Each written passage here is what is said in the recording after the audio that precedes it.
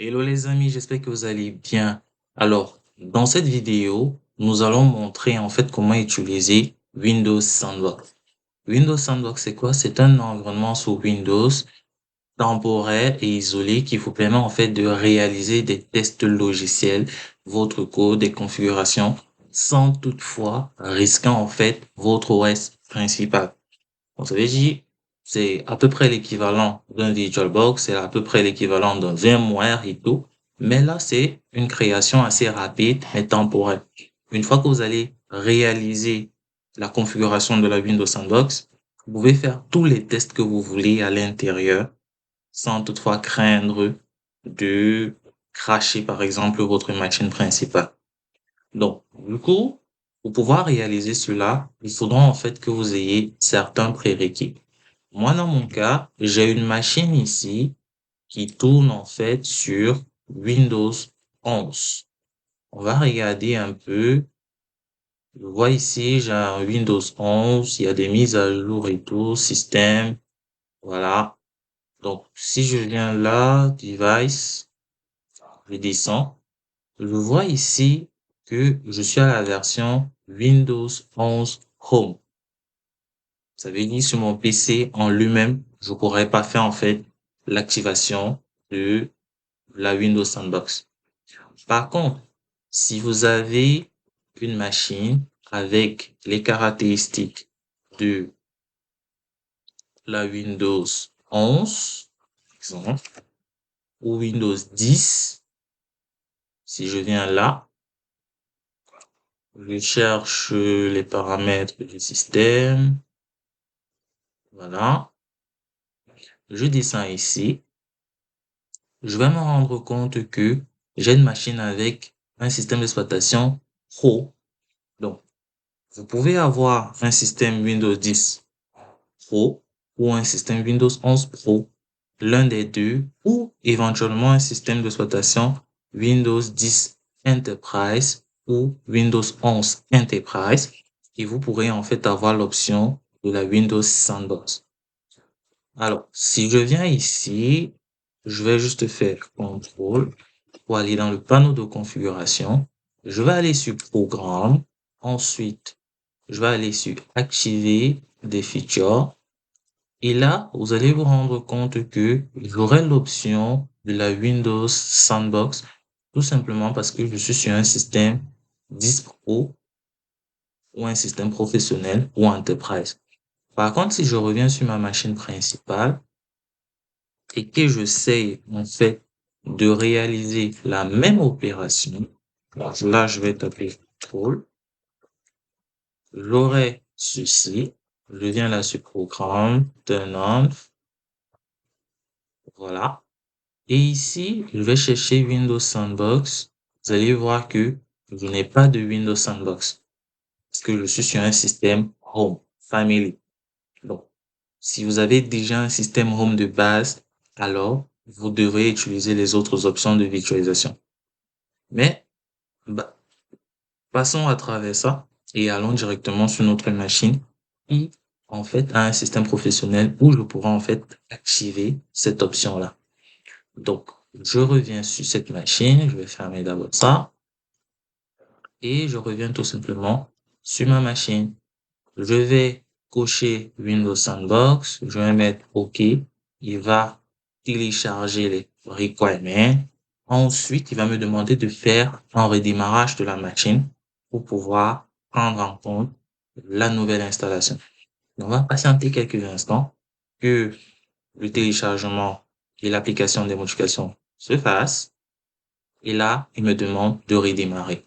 Donc, je vais relancer le redémarrage de la machine et on se retrouve juste après pour pouvoir valider en fait que la configuration a été bien faite. Donc, on se donne quelques secondes.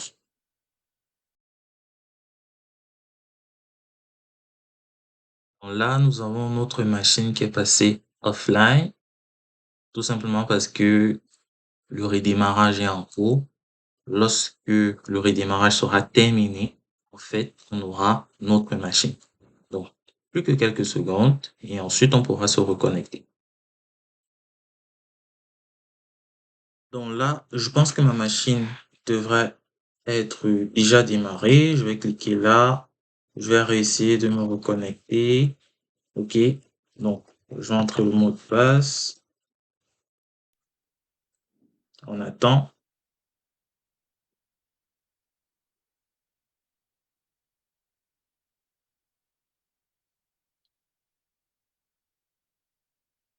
OK. Nous sommes connectés.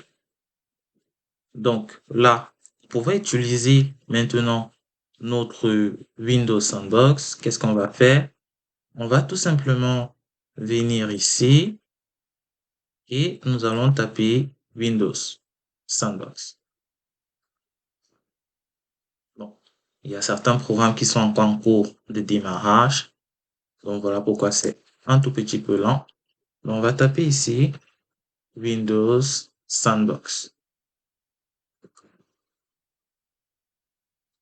Et vous avez ceci qui apparaît. Je clique juste dessus et il devrait me créer une machine avec Windows de près. Donc, en passant juste quelques instants. Et pendant ce temps, je pourrais retirer quelques logiciels qui ne me servent strictement à rien pour le moment.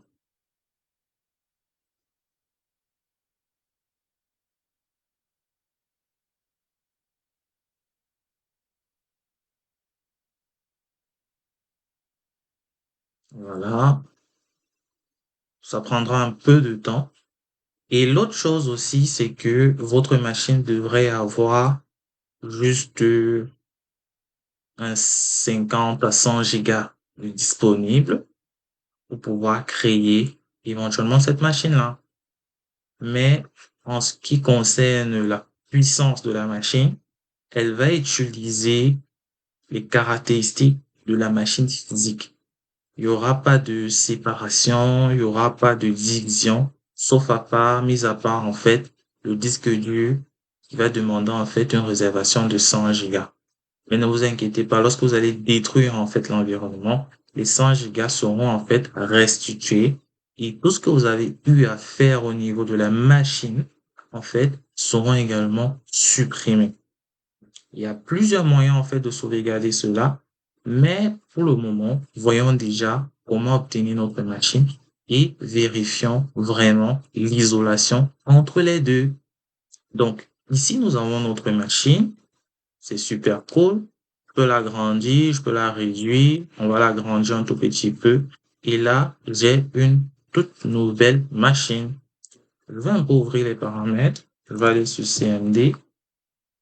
Et là, je vais faire un ipconfig. Qu'est-ce que j'ai? J'ai une adresse IP ici qui ne correspond pas forcément à une adresse IP qui se retrouve dans mon range de mon Wi-Fi ou de mon réseau local à la maison, etc.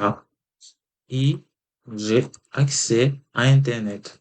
Donc, c'est une machine tout à fait banale comme les autres où vous pouvez faire tous les tests que vous souhaitez. Vous voyez, j'ai Internet. Je peux télécharger un logiciel ici. Vous pouvez prendre quoi comme logiciel? On va mettre là, download. Est-ce que j'ai par exemple Firefox? Voyons voir. Si je fais la Firefox.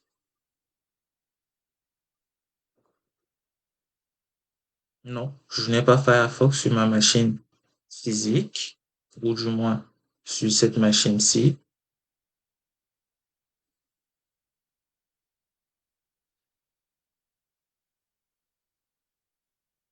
Donc, quand je regarde les programmes, je vois pas de Firefox. Donc, du coup, je peux venir juste là et je télécharge Firefox.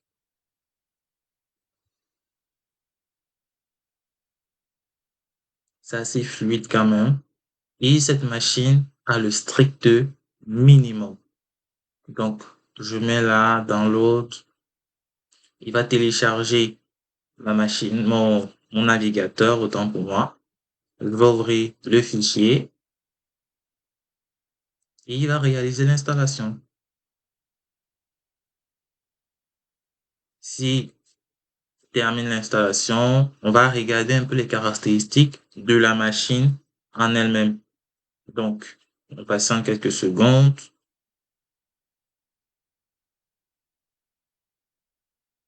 Il prend un peu de temps pour télécharger et installer. Donc, on va regarder un peu les caractéristiques de la machine. Donc, si je viens là, je passe sur Système. On clique sur Système, ça prend un peu de temps. Voilà. Ah, l'installation s'est terminée. Continuer. Je veux pas faire d'import. Donc, j'ai mon Firefox en google.com et le tour est joué. Je peux faire tout ce que je veux au niveau de cette machine. Maintenant, si je reviens au niveau des caractéristiques de ma machine, vous verrez que à ce niveau, j'ai à peu près les mêmes caractéristiques que la machine physique. Vous voyez, un i5, voilà. Si je regarde les propriétés du disque, j'ai à peu près 40 gigas qui ont été réservés. Donc, si je reviens ici sur la machine principale, je vérifie mon disque dur. Vous voyez que il a réservé assez d'espace pour pouvoir réaliser des opérations. Maintenant, si je viens, j'actualise un tout petit peu ici, dans le contrôle, vous voyez que je n'ai pas de Firefox. Je n'ai aucun Firefox. Maintenant, si je reviens dans la machine virtuelle, je vais dans le contrôle.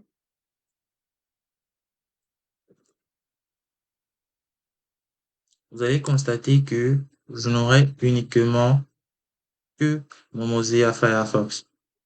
Les autres, ce sont des logiciels par défaut et vous voyez que c'est le strict minimum. Vous pouvez faire tous les tests que vous souhaitez si vous voulez en fait travailler sur un système d'exploitation Windows. Et lorsque vous allez cliquer sur fermer, il va vous demander si vous êtes sûr de vouloir en fait sortir parce que vos informations qui se retrouvent dans cette machine-là seront complètement supprimées. Regardez. Est-ce que vous voulez vraiment sortir? Sinon, vos informations seront supprimées de manière permanente. Si moi, je clique sur OK directement, il me supprime tout cela. Et voilà en fait un environnement isolé que vous pouvez avoir sans toutefois débourser des sous et c'est extrêmement rapide. On se retrouve dans une nouvelle vidéo pour parler d'un autre sujet. Portez-vous bien.